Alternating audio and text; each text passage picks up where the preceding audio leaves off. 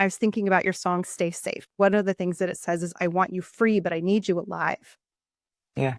I am here for you. Like, I am here when you need me. Tell me what you need. And I feel like that's Right. what you're doing for the LGBTQ plus community. So can you talk a little bit more about that song, Stay Safe, and what that means to you? It's a really emotional song to sing. I mean, the whole record this is the most emotional batch of songs that I've ever tried to have to perform live, which I'm grateful to be able to do, but it's tough to do a lot of nights. Yeah, the song came from a very particular day when I watched a loved one go into the world in a very public way for the first time in clothes that matched how they saw themselves and who they are. It was such an act of courage and of integrity, because to me, I mean, it's the definition of integrity is the outside and the inside matching, being the same. It's integration. Watching that, I'd never been as proud or as terrified of and for this person than I was that day. And as soon as they were out of my sight is when I wrote the first line that I wrote for the song, which was the line you quoted. I want you free, but I need you alive. And I think that's a real anxiety that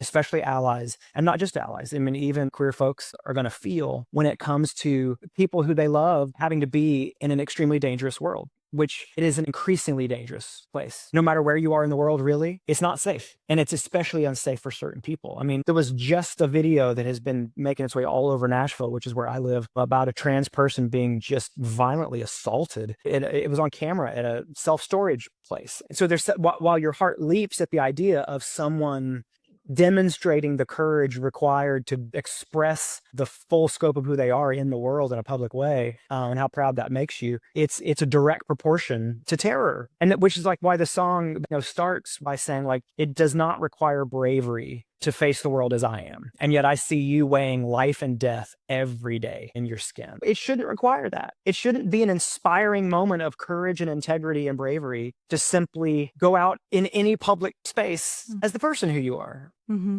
And especially in a church, I think. Well, and obviously, and especially in a church, yes. I mean, because then you're inviting a whole other layer of judgment and attack. And yet, what do we say before? Where would Jesus be? He would be with marginalized people. And these are precisely the people who are being marginalized. And so yet to come into a space that advertises itself, if you want to take all that literally, as a safe place for marginalized people, regardless of which margins they're in and for what reasons, to enter a space like that as a marginalized person and be surrounded, if you want to look at the stats of a lot of churches, by a lot of empire aligning people, a lot of straight white people, and to be further marginalized in a space like that, it's not safe. It's extremely unsafe, and it's insult to injury. It's so confusing.